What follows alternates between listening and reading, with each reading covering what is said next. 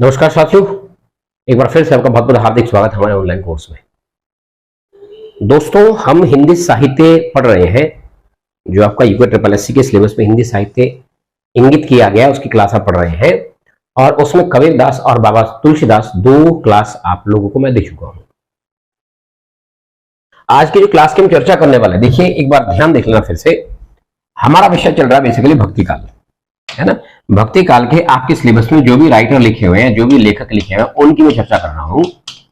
और जैसा कि आपको विदित है कि रामचंद्र शुक्ल के मतानुसार 1375 से लेकर के 1700 ईस्वी के बीच के टाइम पीरियड को भक्ति काल कहा गया है। भक्ति काल के आपके सिलेबस में कुल 5 लेखक है। एक तो कबीरदास जी है, जिनको आप पढ़ चुके हैं पहले, मैं फिर दोहराता हूं एक बार। दूसरे लेखक तुलसीदास है, इनके बारे में भी आप चर्चा कर चुके हैं। तीसरे मीराबाई होनी है, हम आज मीराबाई को भी पढ़ेंगे। चौथे बाबा सूर होने, इनका अध्ययन भी करेंगे आगे। और पांचवा आपके पास रसखान साहब होने, इनको पढ़ेंगे। यानी भक्ति काल से केवल आपको ये 5 राइटर कवर करने हैं, 5 लेखक पढ़ने, इसके अलावा कुछ नहीं पढ़ना है। इन 5 के जो महत्वपूर्ण रचनाएं हैं वो देखनी है। आज प्रयास करता हूं मैं इस वीडियो में मीरा, रसखान और सूरदास तीनों को कवर करने का। अगर आप मीरा की बात करते हैं, मीराबाई को आप पढ़ते हैं, है ना। तो आइए भाई, हमारा आज का पहला विषय मीराबाई है। अगर आप मीराबाई की बात करते हैं, थोड़ा सा पहले आपको इसकी पीपीटी दिखाता हूं। मीरा के बारे में क्या क्या चीजें आपको देखनी है, एक हल्की सी पीपीटी समझ लो। फिर उसके बाद इसके कॉन्सेप्ट पर आपको लेकर के आता हूं कि भाई मीराबाई में जिसका मूल कॉन्सेप्ट है वो क्या क्या था। आइए देखिए, अब सूर और मीरा दोनों एक पीपीटी में बने हुए। आप इसकी पहले पीपीटी समझ लेते हैं, तब आगे की मैं बात करता हूं आपके पास। ठीक है भाई, देखो अगर भक्ति मीरा की बात करते हैं, मीरा ये रही, आपको देख सकते हैं मीरा कितनी गजब की कवित्री थी। वीणा के साथ मीरा है और भगवान कहना की तस्वीर बगल में बनी है। टाइम पीरियड मीरा का है 1504 से 1563। 1563 आपको याद रखना, ना भूलिएगा। अब जो है इनका एक कॉन्सेप्ट समझ लो पहले, मीराबाई को आपको समझना कैसे है। देखो अगर आप मीरा की बात कर रहे हैं, मीराबाई हमारे पास एक कवित्री हुई है। टाइम पीरियड आप देख रहे हैं 1504 से लेकर के 1563 के बीच मीरा का समय काल है। इसके बीच मीरा का टाइम पीरियड है। याद रखना, मीराबाई भक्ति काल की एकमात्र महिला कवित्री है। संपूर्ण भक्ति काल में, मतलब 1375 से लेकर के 1700 के बीच मीरा के अलावा कोई दूसरी महिला कवित्री नहीं आई है। मीराबाई भक्ति काल के अंतर्गत कृष्ण भक्ति काव्य की संप्रदाय निरपेक्ष कवित्री है। मेरे शब्दों को समझना आप। देखो असल में क्या हुआ ना, जब आप कृष्ण काव्य की बात करते हैं, भक्ति काल में जो कृष्ण काव्य चला, इस कृष्ण काव्य में 2 प्रकार के कवि चले हैं। या आप कह सकते हैं कि कृष्ण काव्य के अंतर्गत आपका 2 प्रकार के कवियों ने कविताएं लिखी है। एक तो थे संप्रदाय वाले कवि, जो किसी संप्रदाय में जुड़ करके उस संप्रदाय की मर्यादाओं के आधार पर कृष्ण भक्ति की कविता पाठ करते थे, वो संप्रदाय वाले कवि कहलाए। और एक है संप्रदाय निरपेक्ष कवि। संप्रदाय निरपेक्ष कवि का मतलब होता है जो बिना संप्रदाय में जुड़ करके अकेले ही कृष्ण भक्ति का गुणगान करता है, वो कहलाए संप्रदाय निरपेक्ष कवि। सूरदास एक संप्रदाय के कवि थे जिसका नाम था अष्टछाप। बाबा नंददास भी कवि थे संप्रदाय के अष्टछाप के। मीराबाई एकमात्र ऐसी कवित्री है जो किसी संप्रदाय में नहीं जुड़ी हुई है। यही आप कह सकते हैं कि कृष्ण भक्ति की एकमात्र संप्रदाय निरपेक्ष कवित्री मीराबाई हुई है। और मीराबाई कृष्ण भक्ति की एकमात्र, ये एवं पूरे भक्ति काल की एकमात्र महिला भक्ति कवित्री है। पूछ सकता है कि उत्तर मध्य काल में एकमात्र महिला कवित्री कौन थी? मीराबाई थी। मीराबाई कृष्ण भक्ति की प्रमुख कवित्री मानी जाती है। कहा जाता है कि मीरा का जन्म 1504 ईस्वी में राजस्थान में एक जगह पड़ती है चौकड़ी। चौकड़ी के पास मीरा का जन्म होता है साहब। इनका जन्म रतन सिंह के घर में होता है। इनके पिताजी रतन सिंह है। मैं अगर मीरा के पिताजी की बात करता हूं तो इनके पिताजी रतन सिंह है। रतन सिंह के घर में मीरा का जन्म हो रहा है, यानी मीरा इनकी पुत्री होती है। जन्म के कुछ वर्षों के पश्चात रतन सिंह और मीरा की जो मां है उनका देहांत हो जाता है। अब मीरा का जो पालन पोषण है, रतन सिंह के पिताजी जिनका नाम है राव दूधा, मतलब मीरा के कौन होंगे? राव दूधा, दादा। मीरा के क्या है? दादा, नाना जी। तो मीरा का पालन पोषण करेंगे राव दूधा। राव दूधा अपने समय के प्रमुख वैष्णव संत हैं, यानी धर्म की शिक्षा देना, नीति की शिक्षा देना और तमाम प्रकार के शास्त्र उसके शिक्षा देना राव दूधा का काम है। राजस्थान में बहुत फेमस संत है। राव दूधा के घर में 4 वर्ष की मीरा, जब देखिए आप, जब घर के संस्कार ऐसे होंगे कि सुबह से शाम तक भजन कीर्तन धर्म पुराण शास्त्र का ज्ञान चल रहा है, तो मीरा बाई के हृदय में, मीरा बाई के मस्तिष्क में पहले से आपका एक धार्मिक विचारधारा वाली जो उसकी मानसिकता वो बन गई है। भाई आपके घर में एक बच्चा पैदा हुआ, उस बच्चे को सुबह शाम तक आप कीर्तन में लगाए रखो, भजन में लगाए रखो, धर्म में लगाए रखो, तो वो धर्म का ज्ञाता वैसे ही बन जाएगा। उसको कीर्तन भजन में मजा आएगा और बाकी बातों में मजा नहीं आएगा। मीरा का संस्कार बचपन से ऐसा था। राव दूधा के साथ रह करके मीरा संस्कार हो गई थी, धर्म पुराण इत्यादि में मीरा की रुचि बेहद हो गई थी। लेकिन बात इस प्रकार की है कि भाई मीरा का जो विवाह होता है ना, मीरा का विवाह होता है जब राव दूधा साहब को लग गया कि अब मीरा का विवाह कर देना चाहिए। देखो लगभग 7 से 8 वर्ष की अल्प आयु में मीरा का विवाह भी हो गया था, एकदम छोटी आयु में। तो उस समय क्या था, राजस्थान में आपने सुना होगा राणा सांगा जी का नाम। राणा सांगा राजस्थान के प्रसिद्ध राजा हुए हैं। इनका एक बेटा था भोजराज। भोजराज राणा सांगा का ज्येष्ठ पुत्र है, बड़ा बेटा है भोजराज। तो भोजराज के साथ जो है राव दूधा ने करवा दिया मीरा का विवाह। अब सोचो जब भोजराज के साथ मीरा का विवाह होगा, तो मीरा उस संस्कार में पली बड़ी है जहां पर भजन कीर्तन धर्म पुराण रामायण कृष्ण की लीला आदि चलती है। जब भोजराज के घर विवाहित होकर के गई, भोजराज के घर में क्या चलता है, धर्म पुराण कुछ नहीं, युद्ध नीति चलती है, साम्राज्य विस्तार नीति चलती है कि भैया हमें अपने साम्राज्य कैसे बढ़ाना है। अच्छा आज युद्ध हुआ, कितने सैनिक मारे गए, अच्छा उनके कितने सैनिक मारे गए, भाले तलवार सब चीजें से। मीरा को उस घर में रत्ती भर भी अच्छा नहीं लगा। मीरा ने विवाह के दिन ही भोजराज को अपना पति स्वीकार नहीं किया। मन में मान लिया कि मेरा पति नहीं होता है, मेरा पति सिर्फ और सिर्फ वो शख्स है जिससे मेरा मोहब्बत करके वो थे कहा ना भगवान श्री कृष्ण। मीरा के हृदय में बस गए थे, क्योंकि मीरा उनकी भक्ति का गुणगान कर रही है पहले से लेकर। मीरा ने मन में ही मान लिया श्री कृष्ण मेरे प्रेमी है, मेरे शौहर है, मेरी मुलाकात श्री कृष्ण से जरूर होगी। मीरा के भक्ति की देन है। आज भोजराज को जो है पति के रूप में स्वीकार नहीं किया। विवाह के कुछ वर्ष के पश्चात भोजराज का इंतकाल हो जाता है, एक देहांत हो गया, एक अभियान में इसकी मृत्यु हुई। जब भोजराज की एक अभियान में मृत्यु होती है तो उस समय भारत में जो प्रथा थी ना, वो थी सती प्रथा। सती प्रथा का मतलब पति की मृत्यु हुई, पत्नी को वैसे ही जल जाना पड़ता था फ्री में, बाय 1 गेट 1 फ्री वाला ऑफर था।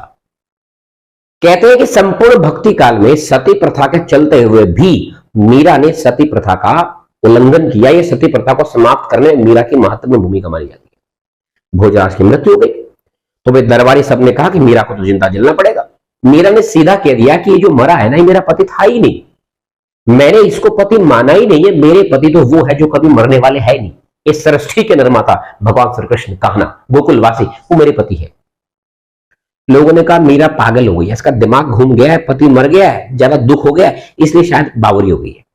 मीरा को लोगों ने बावरी कहा, मीरा को लोगों ने कुलनासी कहा, पागल हो गई है। मीरा ने कहा तुम जो मर्जी कह लो, मैं सती नहीं होती। सोचो राणा सांगा के समाज में प्रतिष्ठा क्या होती भैया। राज बहू या राज जो कुल बहू थी, कुल वधू थी, वो सती नहीं हो रही है तो राजा दूसरों को कैसे बोलते कि आप अपनी बहू को सती करवा दो। राणा सांगा के दरबार में विक्रमजीत सिंह नाम का एक मंत्री था। उसने कहा साहब एक काम करते हैं, ऐसे तो मानेगी नहीं, इसको कमरे के अंदर ही पहले मार देते हैं, बाद में जला देंगे, बोलेंगे सती हो गई। बोले हाँ ये ठीक है। तो विक्रमजीत सिंह ने दूध का प्याला भरा, उसमें जहर घोल दिया, अब मीरा को पिला दिया। मीरा वो दूध पी गई, लेकिन जाको राखे साहिया मार सके ना कोई, मीरा का कुछ नहीं हुआ। फिर मीरा के कमरे में जहरीले सांप छोड़े गए, रेगिस्तान से पकड़ के लाए कि सांप डसेगा मीरा मर जाएगी। मीरा बीड़ा बजाते रही और वो सांप मीरा के साथ नाचते रहे, कुछ नहीं हुआ। अंत में कहानी यहां तक पहुंच गई कि मीरा को वापस भेज दिएगा राव दूधा के घर में, और राव दूधा ने मीरा को बचाने के लिए भेज दिया मथुरा।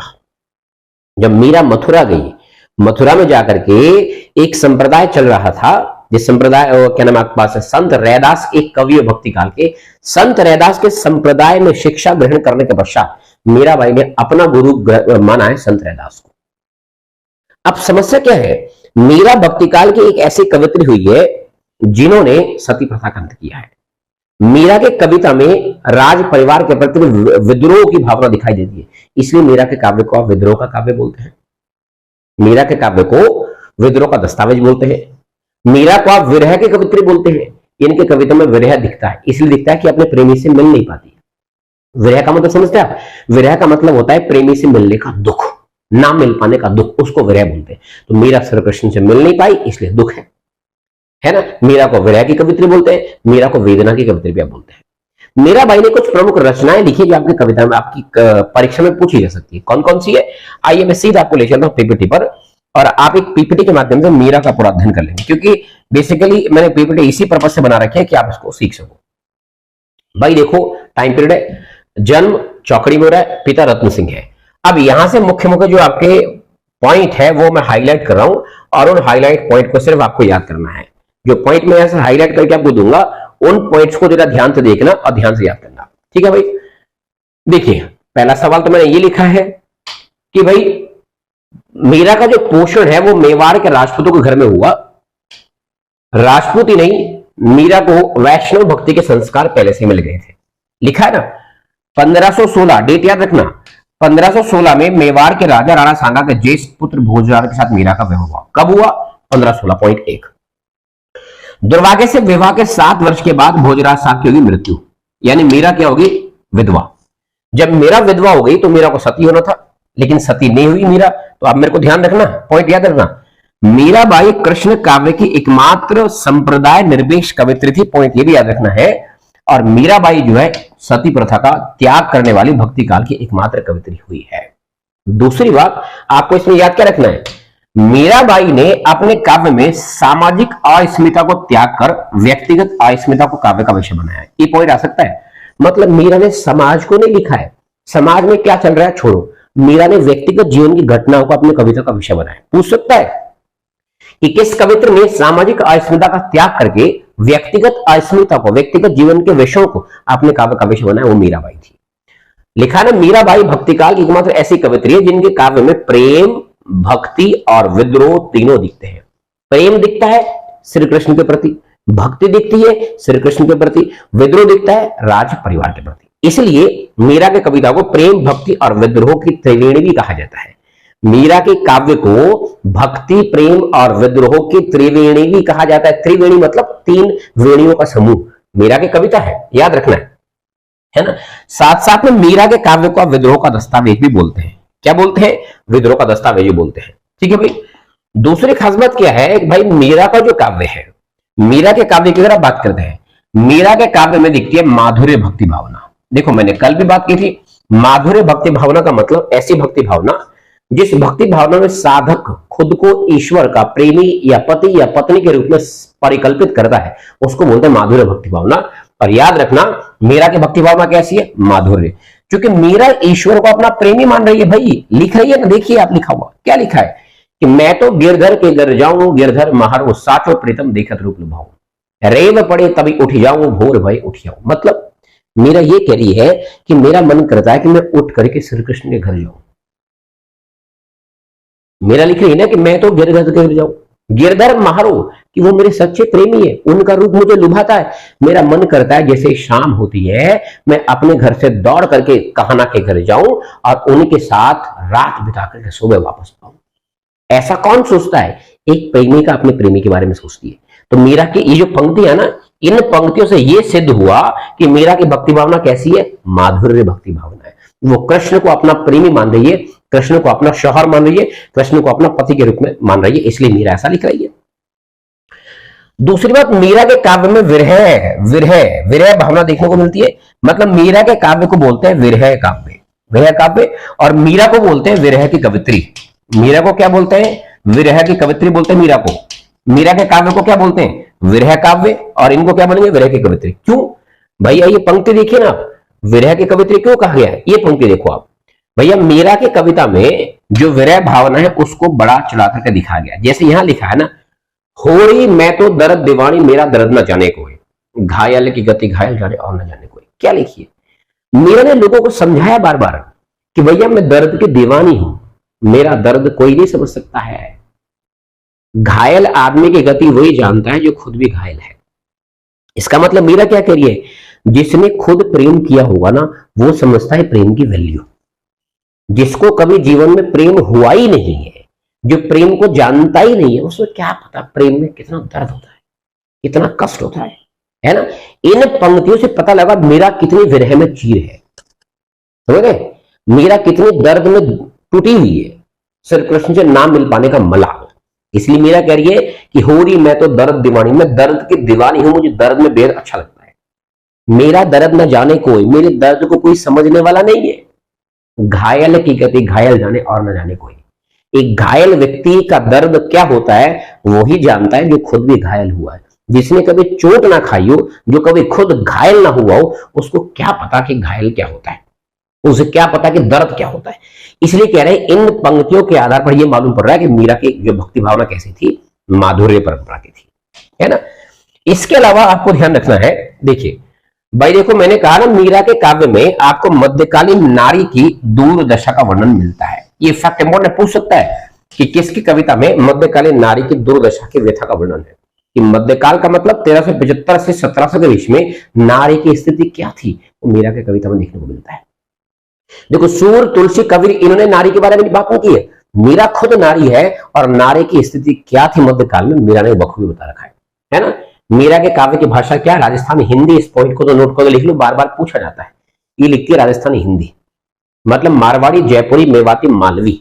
राजस्थानी हिंदी का मतलब इनके काव्य में मारवाड़ी भी देखने को मिलती है, इनके काव्य में आपको जयपुरी भी देखने को मिलती है, इनके काव्य में आपको मेवाती भी देखने को मिलती है और इनके काव्य में आपको मालवी भी देखने को मिलती है। ये सब ऐसी भाषाएं हैं जो मीरा की कविता में देखने को मिलती है। समझ रहे? मीरा के सभी गीतों का संकलन मीराबाई पदावली के नाम से किया गया है। आई बात समझ में?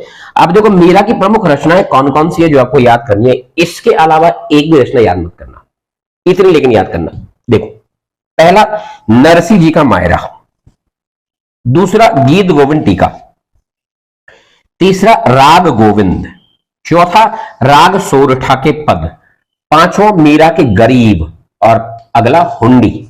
मैं फिर कह रहा हूं, नरसिंह जी का मायरा, गीत गोविंद टीका, राग गोविंद, राग सोरठा के पद, पूरा नाम है राग सोरठा के पद, और एक मीरा के गरीब, एक हुंडी। इसके अलावा मीरा की कोई रचना नहीं आनी है। इतनी रचना याद करो और जो मैंने बाकी फैक्ट बताए ये फैक्ट मीरा के बारे में आपको याद कर लेने चाहिए। तो उसके बाद जो अगला पोएट आता है वो है भैया बाबा सूर। अब देखो बाबा सूर ये रहे खतरनाक दिखते हैं, एकदम टकलू आदमी। बाबा सूर कोई छोटे कवि नहीं यार। कृष्ण भक्ति काव्यधारा के पुरोधा, कृष्ण भक्ति काव्यधारा के प्रवर्तक, कृष्ण भक्ति काव्यधारा का सबसे बड़ा कवि अगर कोई है तो बाबा सूर है। बाबा सूर के जीवन के बारे में तमाम प्रकार की किंवदंतियां फैली हुई है। कुछ लोग तो कहते हैं कि जन्म से अंधे थे, जन्मांध थे। कुछ लोग कहते हैं कि अगर ये जन्मांध थे, एक जन्म से अंधा व्यक्ति, एक जन्म से अंधा व्यक्ति क्या इतनी सुंदर कविता लिख सकता है? क्या इतनी सुंदर रचना कर सकता है? नहीं। कुछ लोग कहते हैं हुआ क्या, पहले जन्मांध, पहले इनकी आंखें थी, सब कुछ दिखता था। जब ये ईश्वर की साधना में लीन हुए तो ईश्वर ने इनको दर्शन दिए और दर्शन देने के बाद पूछा कि तुम क्या चाहते हो, वरदान मांगो। कहते हैं सूरदास ने कहा मैं अंधा होना चाहता हूं। ईश्वर ने कहा यह कैसा वरदान है?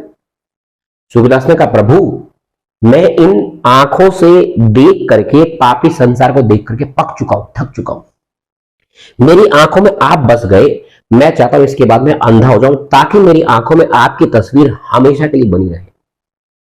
कहते हैं सूरदास इसके बाद अंधे हुए और सूरदास के आंखों में प्रभु का चित्र है, यानी वह दिव्य दृष्टि से देखते हैं, देवता की नजरों से देखते हैं। इसलिए इतना सुंदर और व्यापक वर्णन सूरदास साहब कर पाए। अब सूरदास के बारे में मुख्य मुख्य तत्व कौन कौन से हैं? टाइम पीरियड देख लो आप, 1483 से 1563 दिन का टाइम पीरियड है। सूरदास के बारे में जो फैक्ट आपको याद करने हैं, मैं 4-5 फैक्ट लिख रहा हूं, सिर्फ उन पर ही गौर करना। पहला फैक्ट, सूरदास कृष्ण भक्ति काव्यधारा के प्रतिनिधि माने जाते हैं। एक फैक्ट अगर पूछेगा कि भाई कृष्ण भक्ति काव्यधारा के प्रतिनिधि कौन है, सूरदास, समझ रहे? दूसरा फैक्ट क्या इसमें है, देखिए सूरदास जो है, दूसरा मैं कह सकता हूं सूरदास अपने बाल वर्णन के लिए फेमस है। एक याद रखना है कि अपने बाल वर्णन के लिए कौन प्रसिद्ध है? सूरदास जी है, समझ रहे? और साथ साथ में सूरदास की कविताओं में वात्सल्य रस का सर्वाधिक प्रयोग मिलता है। पूछेगा किस रस का प्रयोग मिलता है? वात्सल्य। इसलिए सूरदास को क्या कहते हैं? वात्सल्य रस का सम्राट भी कहा जाता है। सूरदास को वात्सल्य रस का सम्राट भी कहा जाता है। इसके साथ साथ में सूरदास की जो कविताएं हैं उनमें आपको कृष्ण की प्रेम लीलाओं का वर्णन मिलता है, जिसके लिए सूरदास ने श्रृंगार रस का प्रयोग किया है, इसलिए सूरदास को आप श्रृंगार रस का सम्राट भी कहते हैं। यानी पॉइंट एक, वात्सल रस का सम्राट कौन है और श्रृंगार का सम्राट कौन है? सूरदास। आप जानते हैं सूरदास जो है कृष्ण भक्ति काव्यधारा के एक ऐसे कवि है जो पुष्टि मार्ग में दाखिल होते। पुष्टि मार्ग का मतलब क्या होता है? देखिए, पुष्टि मार्ग जो है एक ऐसा मार्ग है, सपोज कर लो आप ईश्वर की साधना में जा रहे हैं, आपने अपने सब कुछ क्रियाएं त्याग दी, खाना छोड़ दिया, पानी छोड़ दिया, सिर्फ ईश्वर के हवाले बैठ गए कि मुझे भूख नहीं लगेगी, ईश्वर जाने, प्यास नहीं लगेगी, ईश्वर जाने, ठंड नहीं लगेगी, ईश्वर जाने। उदाहरण के लिए माना हम देखते हैं, बतने बात सुनाई में आता, केदारनाथ में बाबा बैठे बर्फ के अंदर साधना में लीन है, क्या उसको ठंड नहीं लगी है? भैया उसे कहते हैं पुष्टि मार्ग की। अपनी सब कुछ मानवीय क्रियाओं को त्याग करके ईश्वर के भरोसे पर जीना, वो कहलाता है पुष्टि मार्ग। जीवन का सबसे कठिन अगर कोई भक्ति मार्ग है तो पुष्टि मार्ग है। और सूरदास पुष्टि मार्गीय विचारधारा के कवि है, याद रखना। इनके गुरु वल्लभाचार्य है। सूर्य के गुरु कौन है? वल्लभाचार्य। वल्लभाचार्य साहब ने इनको पुष्टि मार्ग में दाखिल किया था, है ना। इसलिए सूरदास को पुष्टि मार्ग का जहाज भी कहा जाता है। मैं फैक्ट यहां पर लिख रहा हूं सबके सब, है ना। देखिए, वल्लभाचार्य सूरदास के दार्शनिक गुरु माने जाते हैं। एक फैक्ट याद कर लो, वल्लभाचार्य कौन है? सूरदास के दार्शनिक गुरु है भाई, समझ रहे। और सूरदास को जो है आप हिंदी साहित्य में पुष्टि मार्ग का जहाज कहते हैं। क्या कहते हैं? पुष्टि मार्ग का जहाज। साथ साथ शिष्य शिरोमणि कहते हैं। अब देखो पॉइंट याद करना, कवि शिरोमणि कौन थे? तुलसीदास, मतलब कवियों के शिरोमणि। लेकिन शिष्यों के शिरोमणि कौन है? शिष्यों में सर्वश्रेष्ठ सूरदास और कवियों में सर्वश्रेष्ठ तुलसीदास। शिरोमणि का मतलब सर्वश्रेष्ठ। कवियों के सिर का ताज कौन है? तुलसीदास। और छात्रों के सिर का ताज कौन है? सूरदास।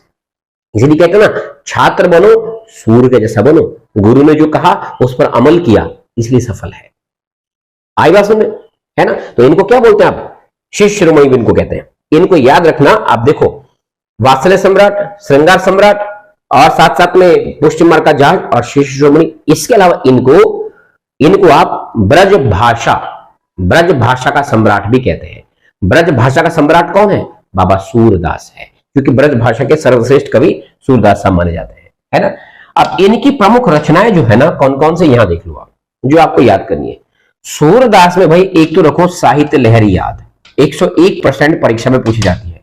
सूर सागर 100% पूछी जाती है, पूछ भी गई इससे पहले।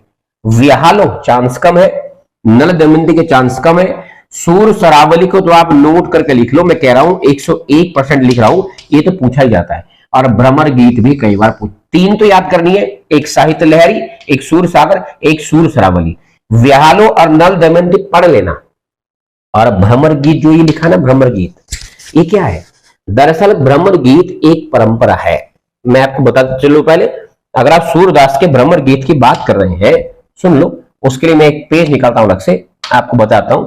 अगर आप सूरदास के भ्रमर गीत की बात करते हैं कि भ्रमर गीत का मतलब क्या हुआ, है ना। माना आप बात करें भ्रमर गीत की, ये जो भ्रमर गीत है ना, दरअसल भ्रमर गीत एक रचना थोड़ी ना यार, भ्रमर गीत एक परंपरा है। और पूछता है कि हिंदी साहित्य में भ्रमर गीत परंपरा के प्रवर्तक कौन है? सूरदास। भ्रमर का मतलब भंवरा। जिस कविता में सूरदास ने श्री कृष्ण को दिखा रखा है निष्ठुर, निष्ठुर, एकदम रस लोलुप, रस का लालची आदमी, एकदम मूर्ख लंपट, उस रचना को कहता है भ्रमर गीत। जिस काव्य में सूरदास ने कृष्ण को लंपट दिखा रखा है, रस का लालची दिखा रखा है, एकदम निपट मूर्ख दिखा रखा है, एकदम निष्ठुर दिखा रखा है, जिसके अंदर कोई दया भाव नहीं है, जिस काव्य में श्री कृष्ण को ऐसा दिखा रखा, वो काव्य है भ्रमर गीत वाला। सूरदास क्या मानते हैं? भैया श्री कृष्ण के अंदर दर्द नहीं था, 1000 गोपियां उनके सामने खड़ी है।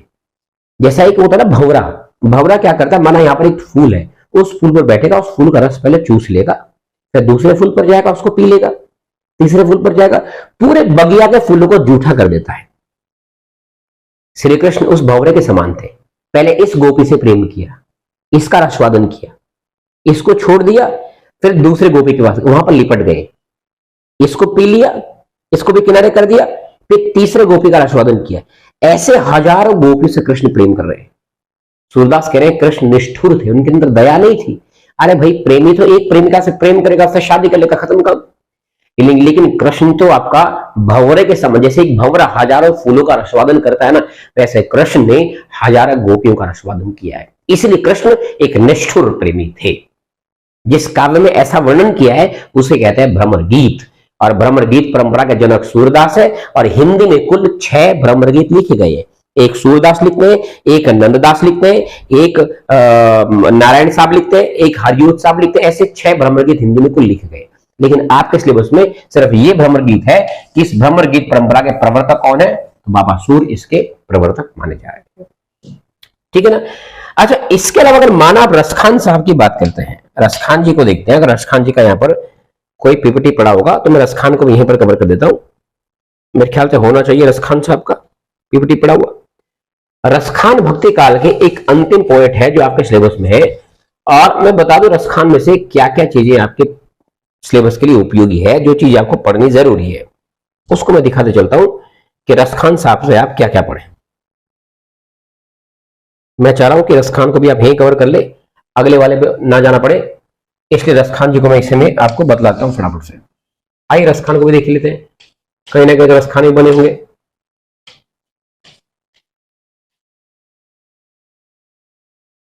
रसखान साहब ये रहे साहब, ये देख लो रसखान को आप।